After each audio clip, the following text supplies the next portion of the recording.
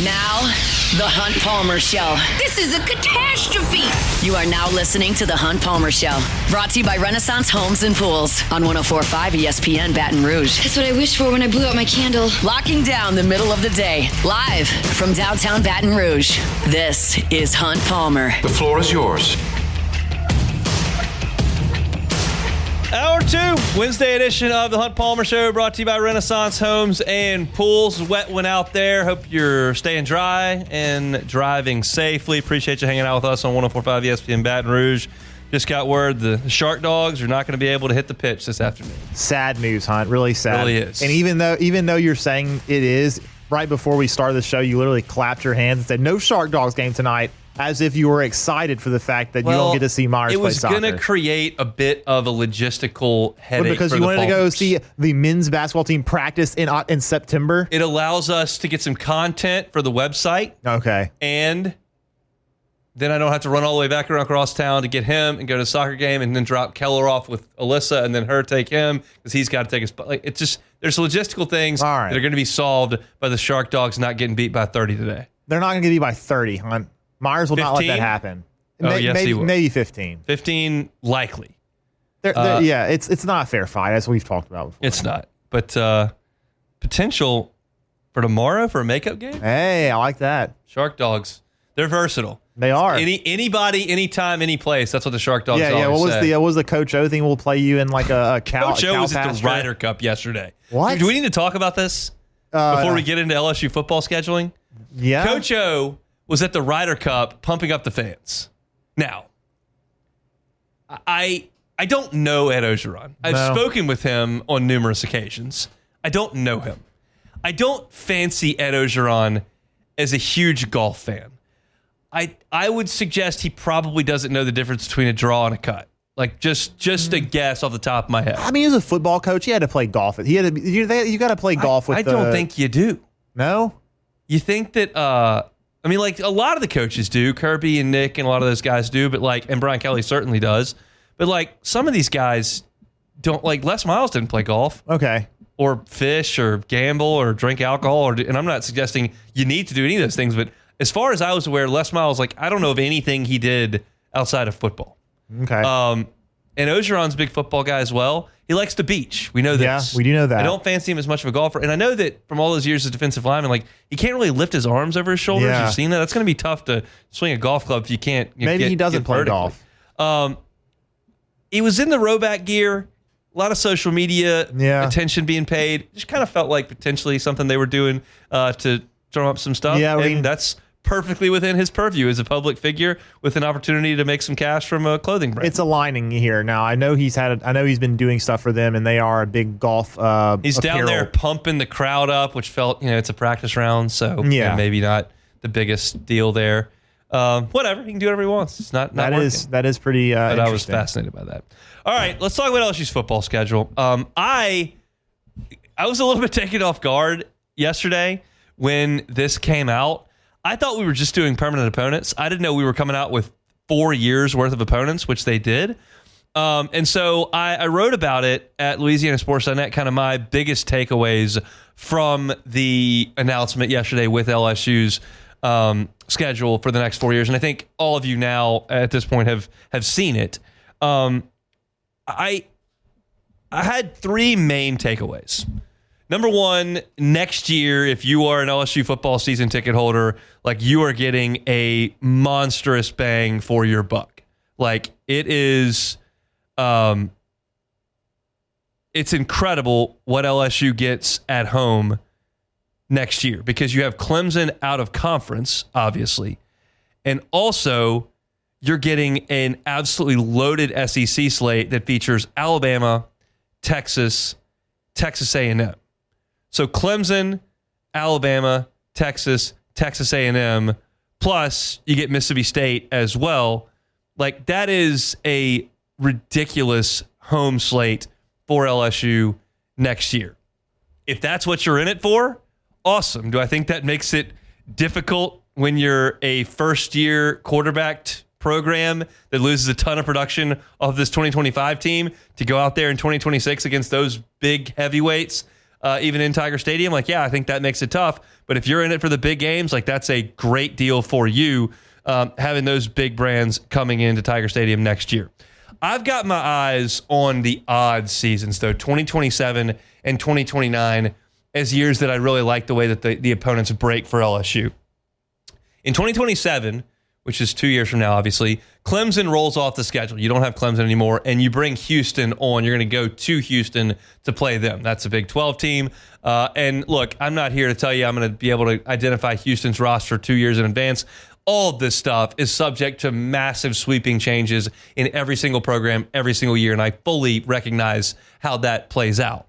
But Houston, to me, generally speaking, not going to be quite as good as Clemson, and LSU should be able to handle themselves against the Houston Cougars more years than not. That's a favorable draw in the non-conference. And then you look at the fact that in the odd years, speaking of 2027, you get 5 of your 9 SEC games at home, and these are your home games. Arkansas, they're a mess right now. Missouri, nice program. Oklahoma, who knows at this point, but blue blood. Ole Miss, decent under Lane Kiffin, but not exactly a blue blood in the sport. And Vanderbilt, who, given their flowers, they played nice football the last year and a half. It's still Vanderbilt. You're not talking about traditional SEC powers here in Arkansas, Missouri, Oklahoma, Ole Miss, and Vanderbilt. So theoretically, if you can handle your business against Houston and those teams at home, which is a big if, but just work with me in this exercise, that is a favorable draw that then allows you to go on the road and have a little room for error in the era of a 12-team playoff. Yeah, you got to go to Georgia that year. Like, that's going to be a really hard game to win, assuming Kirby Smart's still in Athens, and I feel like he probably will be. But you have wiggle room. Yeah, you got to go to Texas A&M. Like, that's a tough place to play. You got to go to Florida. Well, they're a mess right now. We'll see. You got to go to South Carolina. Well, Lenore Sellers won't be there for that game, and who knows what they'll be. But what I'm suggesting is if you can win at home and handle your business against Houston, you've got room to wiggle around there. You don't play Texas. You don't play Alabama. You don't play Tennessee. Like, I like that the way that schedule breaks. Plus, decent chance, and this is a projection that could prove very false. If you have a starting quarterback next year that's not out of eligibility, theoretically could be back the next year in his second year in the program. Nussmeier, 2-year starter. Daniels, 2-year starter. Burrow, 2-year starter. Like, you had a lot of 2-year starters, and you generally are a little bit better in the second year. That could be the second year for a new starter post Nussmeier. I like the way that breaks in that year. And then if you talk about 2029, which is 2 years after that, I feel like you miss Alabama, you miss Texas, you miss Tennessee, you miss Auburn. And 2 of your road trips that year, you only have 4 in the league. 2 of your road trips are Missouri and Vanderbilt. Those are very, very winnable generally. Nice team Missouri's got this year. Nice team Vanderbilt's the last year and a half. But it's Missouri and Vanderbilt. We're talking nationally, historically, not great programs. Then you got to go to Oklahoma and Texas A&M, but you have Georgia and Florida coming to you. Georgia's first time in 11 years. And then Arkansas, Ole Miss, South Carolina at home. Generally speaking, Arkansas, Ole Miss, South Carolina in Tiger Stadium, you're pretty good in those years. So I think that the odd years are more advantageous to LSU. One, because you've got 5 home games to the 4. And I think that next year is blockbuster for season tickets. That's the biggest takeaway I have for this.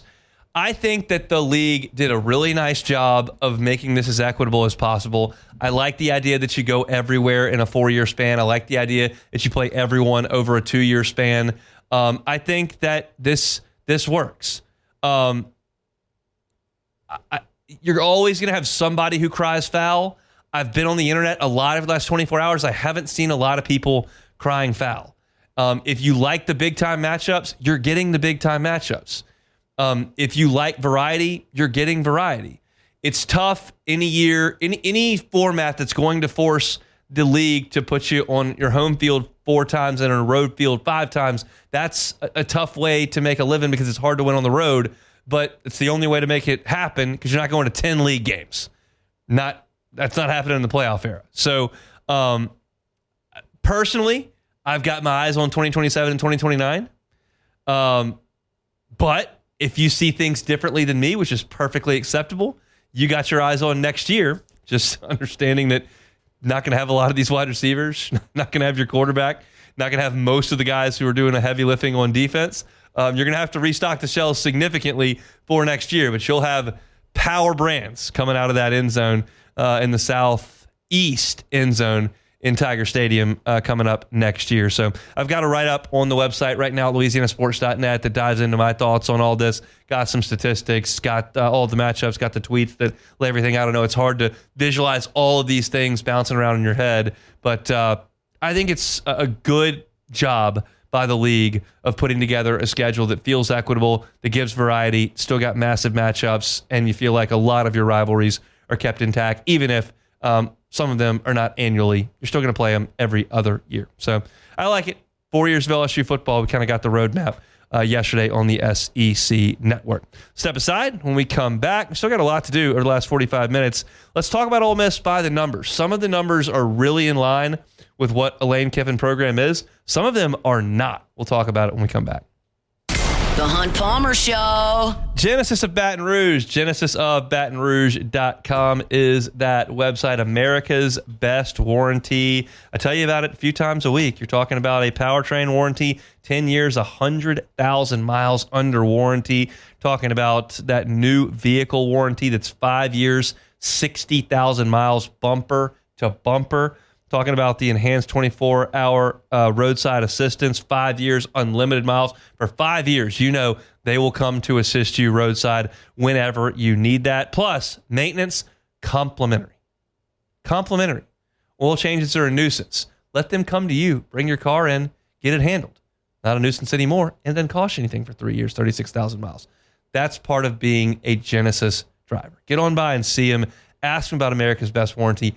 Ask them to get behind the wheel of a car. You won't regret it. They're airline at PQ. Stop on by or check them out online at genesisofbatonrouge.com. Genesisofbatonrouge.com. This is the Hunt Palmer Show, brought to you by Renaissance Homes and Pools.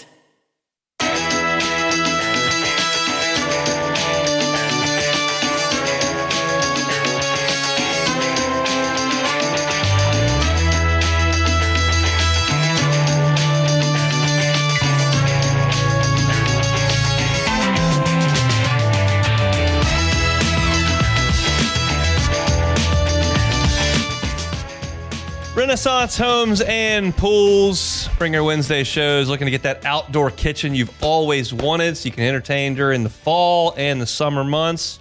Spring as well. Renaissance Homes and Pools. My guy Joey Blanchard can help you out with all that. Go to their website. Check out the pictures of some of their awesome designs. Built by Renaissance.com. Built by Renaissance.com. Renaissance Homes and Pools.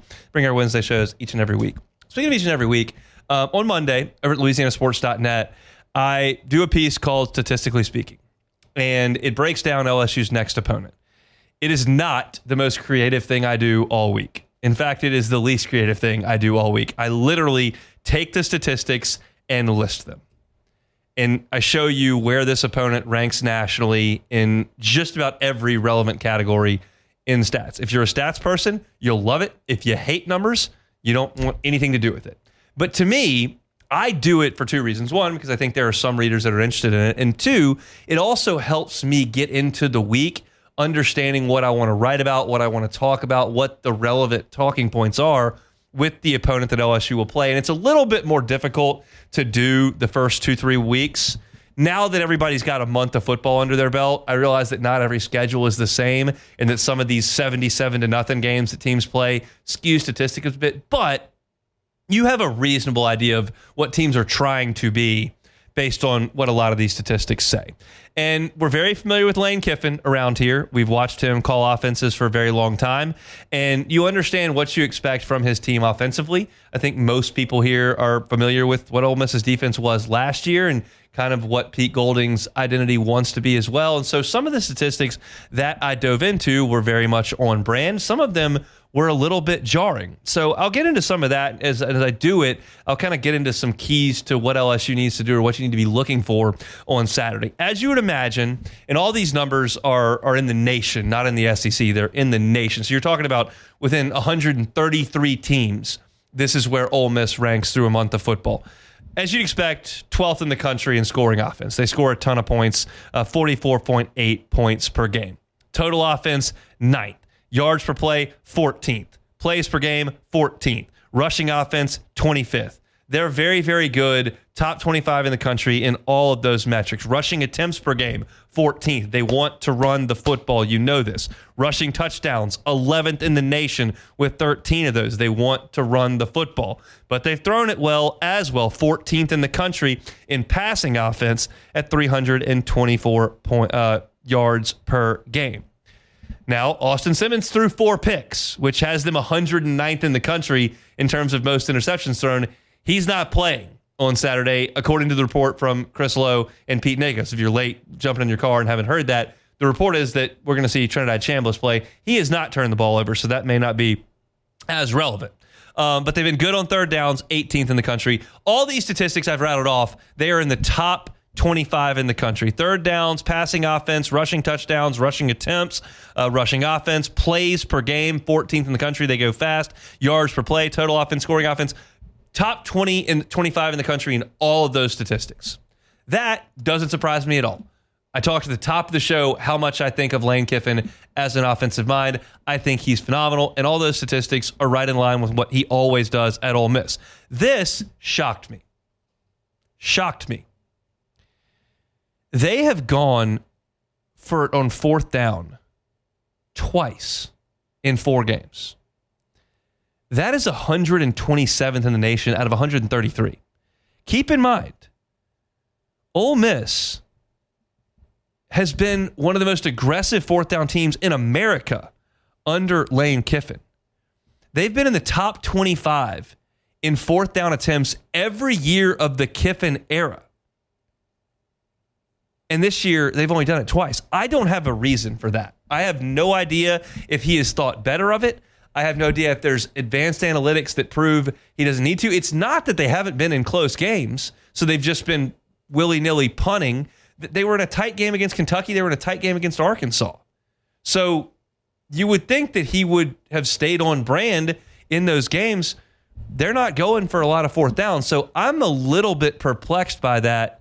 And I'm going to have an Ole Miss guest on the show tomorrow, and I want to know if that's been brought up to Lane Kiffin, but everything I just referenced offensively for them is right on brand. The fourth downs is not. To be nearly last in the FBS in attempts on fourth down shocked me. Now, here's a big key that I'm going to talk in greater detail about on Thursday and Friday, but I want to kind of get you moving in that direction here. 20-plus yard plays lead the nation, 32 of them. 20-plus yard passes lead the nation, 25 of them. That is a huge piece to this game. Big plays. Kiffin schemes them up better than anybody I know in college football. And it stands to reason they're first in the nation in that statistic. That's something LSU is going to have to try to limit. Because I think if you make Ole Miss go on 10, 12, 14 play drives against this LSU defense, I like your chances. Big 65-yard touchdown gets that Ole Miss crowd into a frenzy. That's not where you want to be. So big plays. They are very, very good at that. And the last statistic, not surprising at all here. This is very much on brand for Kiffin. Time of possession, 28-ish minutes per game. That is 111th in college football. They don't care about time of possession at all. Get the ball, go.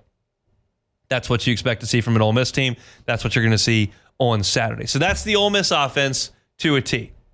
Now, defensively, they have had their struggles. As I mentioned, 133 teams in the country. They're 122nd in the country in run defense. 122nd. 190 yards per game they're giving up. Yards per carry allowed, 121st in the nation. 5.2 yards per carry. These are bordering on last in college football at the FBS level in run defense. I don't know if LSU can exploit that. We'll see. To this point, we haven't seen that they can. But you got an opportunity against what is a porous run defense. There's no Walter Nolan there. There's no Princely Umamiel in there. There's no Pooh Paul there. These are the guys that they had brought in last year They were NFL draft picks that are playing on Sundays. Not there. You've got to be able to run the football against this team a little bit if you're LSU. Now, LSU's bread and butter is the pass game. That's what Ole Miss defends far better. They're 25th in the country in pass defense. They are 3rd in the nation in completion percentage allowed, just 49%. Now, Arkansas does throw it pretty well for big plays. Taylor Green's not the most efficient quarterback, but he is very good at rolling up yards. Memphis, whatever. Kentucky, awful. They haven't faced an LSU, but they've been really good against the pass. Yards per passing attempt allowed, 23rd in college football. Only allowed 3 passing touchdowns this season. That's 24th in the country. Now, here's a separate piece to that. That's all coverage related. Really good passing defense in terms of yards. Really good at completion percentage allowed. Really good at yards per attempt allowed. All those are when the ball gets in the air, right? Well, last year, Ole Miss was elite pressuring the quarterback. I gave you all those names. All those guys were involved in rushing the passer. LSU saw Ole Miss get after Garrett Nussmeier a little bit, forced a couple of turnovers in Tiger Stadium. They had over 50 sacks last year. They're 115th in the country in sacks, 4. And to go further than that, when you look at the PFF grades, you look at the advanced analytics that ESPN has, they're not generating pressure either. They're just not rushing the passer at all. And I think that's a recipe for disaster against Garrett Nussmeier, because if you can't get back there and affect him a little bit, I think Ole Miss's corners are probably decent. I don't like their chances against these guys. They couldn't cover Berry and Brown last year at Kentucky. So this year at LSU, I don't like their odds. If Nussmeier's got time, I think he can do some real damage. Ole Miss has to find a way to dial up pressure and get sacks. They just have not done that. They're not making plays behind the line of scrimmage against the run. That's obvious based on the run defense statistics I gave you. They're 112th in the country in tackles for loss, and they've given up big plays on the ground, 10-plus yard runs, 23 of them allowed thus far. That's 116th in the nation. Again, down at the bottom of college football in that metric. So this Ole Miss defense is really nowhere near where it has been up until this point. Like last year, this is just not that group. They've struggled, but their offense has bailed them out because their offensive coach is really good and the defenses they played have been really bad. Ole Miss is stepping up in class this week, but I would suggest LSU is as well, because I think Ole Miss, with their coach and that personnel they've got, is right now better than Clemson and better than Florida. So both teams, to me, stepping up in class, and that's what makes this matchup fun on Saturday in Oxford. It's 2 teams that are going to find out. Like, one team is going to emerge on Saturday feeling like, and we got a real shot to make the playoffs. And one team's going to go, those first couple of wins, like kind of a mirage because, hey, we didn't play good teams. Like, that's a reasonable thought if you've played Kentucky and Arkansas. It's a reasonable thought if you've played a Clemson and Florida team that are 1-3, 1-4. Like, that's reasonable. Like, maybe they're not what we thought they were. But the winner is going to feel really good about themselves, and it's just an interesting clash of strength on strength, weakness on weakness here between LSU and Ole Miss. We'll certainly dive very, very much deeper into that on Thursday and Friday. I'll have a guest, as I mentioned, from the Ole Miss beat tomorrow and get you my final pick coming up on Friday's show. So Wednesday show's here, brought to you by Renaissance Homes and Pools. We'll step aside. SEC football power rankings coming your way next. The Hunt Palmer Show. Highland Insurance Group, HighlandIG.com is that website. Jonathan Carver and his team, they're just experts. That's all I can tell you. They win business and keep clients because they have an amazing team there that audits insurance policies. It's not a lot of fun to do. I did it for 7 years. And there aren't a lot of agents that are really, really good at it. But the Highland Insurance Group is really, really good at it. If your main focus and only focus in insurance is what does this cost, you're probably not going to be a fit with the Highland Insurance Group. If your main focus in insurance is, okay, make sure nothing catastrophic happens here, make sure there are no loopholes, and let's make sure that comes at the best price possible. That's what the Highland Insurance Group does. They're an independent broker right here out of Baton Rouge. They've got contracts with dozens of carriers, dozens of markets, and they can make sure no matter what business you're in, that they've got a market that fits you, that covers you properly at the right price. If you're thinking, I need to make a call to the Highland Insurance Group, I got to cut 18% off this premium ASAP. That's not the call that is going to yield results. If you want to be sure that for your good money, that your business is covered properly, that there are no loopholes, that there are no exclusions you're not aware of, that's what the Highland Insurance Group is here to do for you. So if you're a business owner, CFO, risk manager, whatever the case may be, you're in charge of handling that insurance program for a business, and you think, man, I'd like to check and see, make sure everything's buttoned up. The Highland Insurance Group will do that for you. Check them out online, highlandig.com. They're right here in Baton Rouge. Give Jonathan a call or find them online, highlandig.com. You're listening to The Hunt Palmer Show, brought to you by Renaissance Homes and Pools.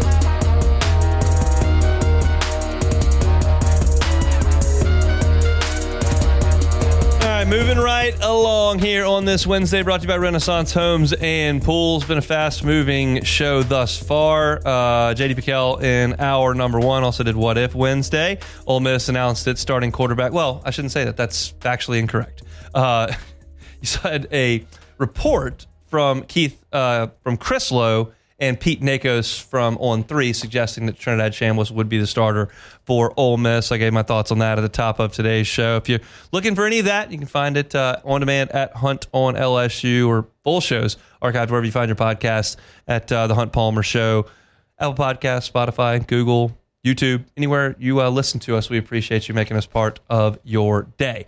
Now, there's about 20 minutes to go in the show. Let's crank up this week's edition of the SEC Football Power Rankings. Hunt's SEC Power Rankings. The Georgia Bulldogs. I don't have any reason to take them down, and they'll either make a statement on Saturday or might be coming off that number 1 spot, depending on how it goes against the Alabama Crimson Tide between the hedges. I think Gunnar Stockton played really well in that game. It was very, very competitive a couple of weeks ago, and pulled out that win. So I like their defense always, so I'll take Georgia.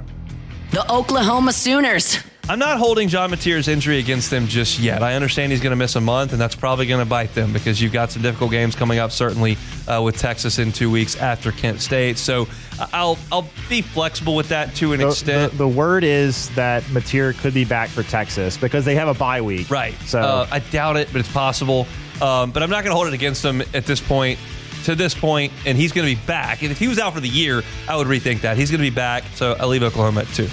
The LSU Tigers. I'm leaving LSU at 3 here. I think we'll learn a lot about the Tigers on Saturday. If they can go to Ole Miss, hold that offense down, and find a way to run the ball and win that game on the road, you've really got something. If the running game doesn't show up and the defense gives up 28, 31 points, you feel like they've just kind of shown up against Clemson in Florida, that's a completely different story. So right now, I'll leave LSU at 3. Top 3 remain the same.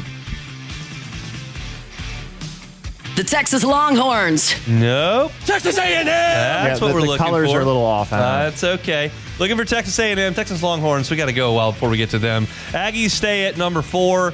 Again, they had a week off after the nice win against Notre Dame. No reason to move them anywhere. I like Marcel Reed. I think he's playing great. I got him at number 4. The Alabama Crimson Tide. Not going to find Bama at number 5 in a lot of power rankings. We'll see what Ty Simpson has on Saturday. This is a learning Saturday in a lot of instances. If Ty Simpson's terrible on Saturday, like he was bad against Florida State, well, red flags everywhere. We're backing the Tide up. If he plays like he did in their game 2 weeks ago, in their game 3 weeks ago, all of a sudden they may have found a guy that didn't play well in his first start there, but has found his rhythm. It's a big day for Ty Simpson in Alabama. I've got him at number 5. The Tennessee Volunteers. No changes in the top 6 from last week thus far. Vols, I think, are pretty good. Joey Aguilar throwing it around a little bit. Defense has been pretty good. I like the Vols. I'll leave him right there at number 6. The Missouri Tigers. Let's leave Missouri at number 7. Our top 7 have not changed to this point. I like when we got to keep things right between the buoys. That means I might be onto something. I like Missouri's team. I'm not ready to trust them fully as one of the elite teams in the SEC. That's why I moved them down to number 7. But Bo Pribula has been very, very good. And their defense is always like good enough. And I think this defense is good enough. The Vanderbilt Commodores. Doors don't move anywhere either. They stay there at number 8. I realize they scored 70 points, but we did that against Georgia State. I'm not going to give you too much credit for it. Good job, Commodores. Well done. The 8. Auburn Tigers. Auburn moves up one spot. This is our first move. The top 8 never moved. Auburn does move up a spot in a loss. They went to Oklahoma and lost, but I like the way they played. I still think Oklahoma's at number 2. I think Auburn went there and played them very competitively. You could argue that they should have been even closer considering that the SEC missed the call on that substitution play, or substitution that wasn't, by Oklahoma. But that was a nice effort from Hugh Freeze's Auburn team. There's not much to show for it, but I'll move them up a spot in the SEC Power Rankings. The Texas Longhorns. Horns moved back one. They're at the expense there of Auburn. I know that they won 55-0 or whatever it was. I don't care. It's Sam Houston. So next. The Ole Miss Rebels. Left Ole Miss at number 11. The offense is very good. The defense right now stinks. The defense stinks against Kentucky. Stinks against Arkansas. Good job against Memphis. I don't really care about Memphis. So they didn't play Memphis. Tulane. They played Tulane. Same thing. Exactly the same thing. Yeah, good job against Tulane, but I'm not going to give you credit until you do it against LSU. So Ole Miss stays at number 11. The Arkansas Razorbacks. Hogs lose a game at Memphis and move up a spot. How's that possible? Well, I just thought I'd move them up a spot because I think that they are pretty good on offense, but I don't think they're a great team, so I've got them at number 12. The South Carolina Gamecocks. I moved South Carolina down a spot. I just don't think they're playing all that well. Lenore Sellers got hurt, and he's going to come back. Their defense hasn't been very good. I'm just not bullish on South Carolina at this point, so I'll move them down to 13. The Florida Gators. Gators are a mess. No two ways about it. But in that mess is a good defense. And if you've got one side of the ball that's good and one side that's a complete mess, that doesn't make you the worst team in the league. So I've got Florida currently close to that at 14, but not the worst. The Mississippi State Bulldogs. This will rub some people the wrong way because they beat Arizona State, but I still don't think they're very good. And so I think if they played Florida at a neutral site, I would take Florida because I think the defense would play well for Florida. That may be foolish because Mississippi State maybe beat a better team in Arizona State than Florida. But I just think Florida's defense is good. Maybe that's me just clinging to hope that LSU's offense isn't a disaster, but that's what I'm sticking with. The Kentucky Wildcats. And I think Kentucky's the worst team in the league. That gives me a little bit of comfort for this Ole Miss game coming up on Saturday. But it's just a program that I don't have really any respect for at all at this point. And it's just, to me, they're playing out the string with Mark Stoops. So that's really all I have to say about Kentucky at this point. Kentucky Wildcats at 16. So your SC Power Rankings, not a lot of movement. Auburn and Texas flipped, and South Carolina and Arkansas flipped. Georgia 1, Oklahoma 2, LSU 3, A&M 4, Bama 5, Tennessee 6, Missouri 7, Vanderbilt 8. Auburn moves up to 9 and a loss. Texas moves back to 10 with a win. Then Ole Miss at 11, Arkansas at 12, South Carolina at 13, Florida at 14, Mississippi State at 15, Kentucky at 16. Another thing I like to do in this operation here is look at what LSU has left on my power rankings. And LSU still has to play South Carolina, who I have at 13, Arkansas at 12, Ole Miss 11, Vanderbilt 8, Bama 5, A&M 4, Oklahoma 2. So none of the bottom 3. You've already got to win against Florida. You don't play Mississippi State or Kentucky. You don't have to play what I consider to be the best team in the league against Georgia. And you do get 11, 12, 13. And 2 of those games, Arkansas and South Carolina, are at home. So it is what it is. How'd I do? Look, this is, I would say it's okay. I mean, I still would have Mississippi State. I understand they have one decent win, but I still just value what teams have done as opposed to what I think they might do, or like implied. Mississippi State's undefeated and Florida's 1-3. Yes, that is a point that I would say that I would probably have them above Florida in that instance. But there's going to be a lot of movement after this week. There's going to be a lot of movement, I feel. You got Alabama and Georgia. You've got LSU, Ole Miss. You got LSU, Ole Miss. You got Tennessee and Mississippi State. Tennessee might. I mean, that's a game. A&M Auburn. You got A&M Auburn. So there's going to be a lot of movement here. Arkansas Notre Dame. I mean, that could be. I mean, Notre Dame's only 3.5-point favorite. I mean, it's in Fayetteville, but that's an interesting line. Notre Dame better pack an offense. Yeah, because Arkansas is going to score 28 in that game. Yeah, I think. I agree. You better pack an offense. I'm curious about that one. I don't know how much I'll watch of it, But is it? Oh, that's It's the 11, early it's game. 11 a.m., so you'll be able to watch that'll it. be on when I'm doing pregame at the sportsbook. So that'll be. I will watch some of that then. I'll have to keep an eye on the Ryder Cup. But yeah, I have a feeling there's going to be a lot of movement next week, though. There wasn't not a lot happened. Only last 4 week. moves. Only 4 moves in 16 teams this week. That means I'm just know exactly what I'm talking about. Hopefully, I really hope that the Ole Miss fan base on Twitter don't get a hold of these power rankings, because they will probably like to use that as some fodder on. Well, we'll get X. a lot of social media impressions from that. That's so true. That's true. It would happen. But if LSU loses, then that'll be bad luck. But SEC power rankings here in week number 5. When we come back, we'll close it out next. The Hunt Palmer Show. Renaissance Homes and Pools. Perfect live read here to close things out on a Wednesday. Looking for the pool of your dreams, a pool you've always wanted in your backyard. Let Joey Blanchard and his team at Renaissance Homes and Pools be there for you to get that done. They're a local company based right here in Baton Rouge. They've helped dozens and dozens and dozens of Baton Rouge families get that outdoor area they've always dreamed of. Pool, outdoor kitchen, customized exactly the way that you want it. You got to see this software that Joey and his company have there at Renaissance Homes and Pools.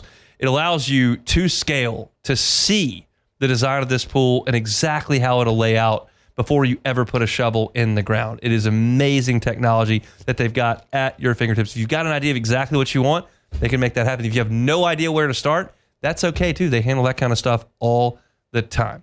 And you're going to deal with Joey, the consultation, to the design, to the digging, all the way through the filling of that pool and the finishing of that area. And he's right here in Baton Rouge throughout this process to help you. I'll give you a cell phone number. That's beauty. You work with the owner, you get his cell phone number. How comforting is that? 225-252-7745. That's 225-252-7745. It's Renaissance Homes and Pools. Renaissance. Built by, let's do that correctly on the website. BuiltByRenaissance.com. This is the Hunt Palmer Show, brought to you by Renaissance Homes and Pools.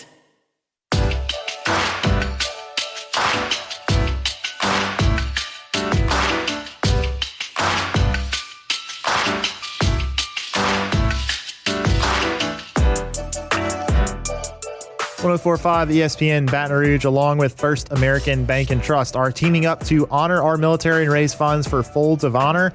This nonprofit organization provides scholarships to the spouses and children of soldiers who were killed or disabled in service. To donate to this important cause, visit our website at 1045ESPN.com.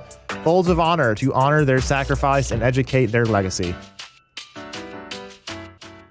All right, closing things down here on this Wednesday, officially half that work week in the rearview mirror. We're going to get you home with tomorrow's show. Looking forward to it. We'll talk to Luke Johnson before he flies out to Buffalo to watch the Saints. Talk to Chris Blair, voice of the Tigers, as well. Go up to Oxford, Mississippi, have a conversation about the Ole Miss Rebels as well. We'll have an injury report tonight, a practice availability report that'll include Caden Durham. It'll include Austin Simmons. Still looking for an update on Trey'Dez Green as well. Anticipate everything is a go there. So we'll update you on all that over the course of the next 24 hours and certainly on our show tomorrow. So looking forward to that as we start working towards the weekend. One last order of business here on this Wednesday. I wanted to say Thursday there, which would have been preferable, but on this Wednesday, let's take it or leave it. Take it or leave it. Take it or leave it. Presented to you by Flight by Yingling, the next generation of light beer, crafted by America's oldest brewery. Today's hottest stories in sports, news, and sometimes even Hunt's life. The question is, will he take them or leave them? Just take it. 95 calories, 2.6 carbs. It's the next generation of light beers. Flight by Yingling. A lot of y'all have been sending me pictures on Twitter of y'all drinking some Flight by Yingling. Appreciate that. Pick one up on your way home from the store this evening, tomorrow, maybe on Friday as you get ready for the weekend. Still warm outside, still heading out to the lake, the pool, tailgating, whatever the case may be. Flight by Yingling, perfect for these warm South Louisiana months. Flight by Yingling, next generation of light beer. All right, first the one. Urban Meyer says Florida will not buy Billy Napier out for his $21 million. That is the current buyout for Napier. He said, quote, "The money is already accounted for. Where are you going to get the money? Sunbelt Billy gets another year. Take it or leave it." I'm going to leave that. Leave it alone. They'll find the money. You lose enough games, which Sunbelt Billy is doing in Gainesville, they'll find it. I know that Florida has not had the most aggressive booster base. I know that Florida was way behind the facilities arm race, way behind in the NIL arms race, but they've found it for some things in recent memory, and you continue to go 5-7, 6-6 in year 4. They will find $21 million to get rid of Billy Napier. That's the deal with Florida. Like, they've got to get with the times financially. You can't just hire the coach, recruit the players from the Sunshine State, and just beat the brakes off everybody like Spurrier did and like Meyer did. You've got to play the game that everybody else is playing, and that means you've got to build the facilities. It means you've got to fund the collective. You've got to pay the players in the NIL. And when the time comes to get rid of a coach who is an albatross around your neck, which Billy Napier is at this point, you have to pay the money to get rid of him as well. Saw LSU had some issues on defense 2 years ago. No real issues on defense right now. Just takes money. They got to figure it out and get rid of Billy. All right, next one. The U.S. Ryder Cup team made their entrance, or I don't know, some kind of team appearance, I guess. The gala. Yeah, the gala. And uniforms are those outfits in the scripting for the tournament. Take it or leave it. Gonna leave that. I did not like the team's look last night. Came out in suits with white tennis shoes on. No, yeah. Just a bad look. European team looked good. Had the ties on. Had the dress shoes on. Just a better effort. The guys, the collars were all over the place. It's just super cash. Just not a great look. And then the uniforms are just not great for the weekend. Got a lot of like loud stripes and stuff. Very kind of Keegan-esque. Here's the deal. I need to be in charge of the scripting for the U.S. Ryder Cup team. This is non-negotiable. I would do a phenomenal job. They would be immaculately dressed. And in fact, I saw a little bit of the practice round today. They looked very good today. Had just classic blue pants on with the white shirts and the red stripes. Like, looked good. But when time to turn the lights on and play, they're not going to look great. So that's disappointing. I should be in charge of that. I would be phenomenal at it. I can do the outerwear, can do the hat wear, footwear, the whole thing. I'll make it look good. But I'm going to keep wearing garbage stuff if you don't let me run the show. Yeah, it's disappointing. You would expect, with Ralph Lauren that maybe they would be able to throw something good together, but they've been doing it for a while now for the U.S. team, and it has just always been disappointing. The Walker Cup uniforms are always better. Yes, they are. They look great. They just had on blue polos with khaki pants. It's not hard. Very good. That's the thing. It's really not red, hard. White, and blue. Easy to do. Yeah, it's really easy. If I was in charge, they'd have 2 days of navy pants, 1 day of white pants. That'd be it. White pants is still, it's awesome. Great, looks great. All right.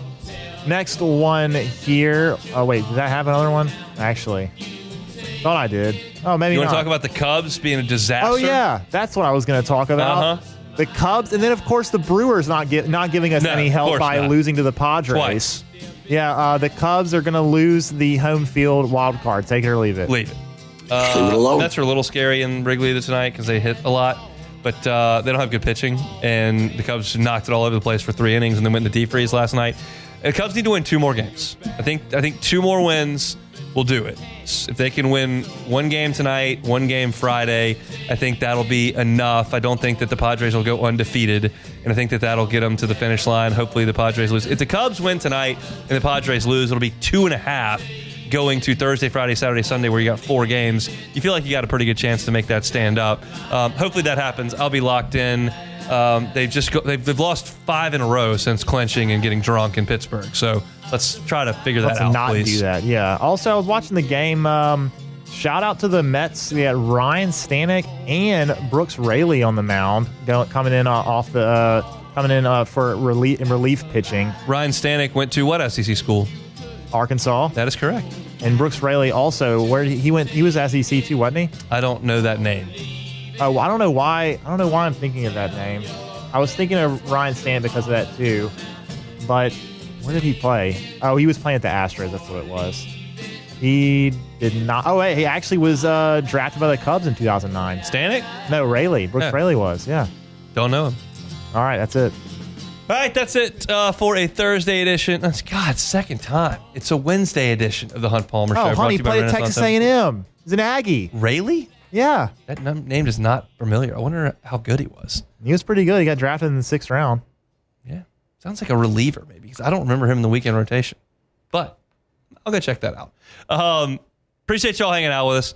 If you missed any of the show, catch it on demand wherever you find your sound. Hunt on LSU, Hunt on Saints. Only one Saints segment today. They're over under in wins, 3.5. I'd like them to get over that. That'd be good. But you want to hear my thoughts on it and my thoughts on where they might get those wins. Talked about it at the end of hour number 1. You can find it at Hunt on Saints. Fired up for tomorrow's show. Going to be a good one. We're getting closer to LSU and Ole Miss. Going to be a monster showdown on Saturday afternoon in Oxford, Mississippi, and we'll be getting ready for it all the way through our Friday shows. Matt's about to drive you home. Next on After Further Review. I'll be back tomorrow, same time, same place for our Thursday edition of the Hunt Palmer Show. Have a safe and wonderful and dry Wednesday evening. See you tomorrow. The Hunt Palmer Show.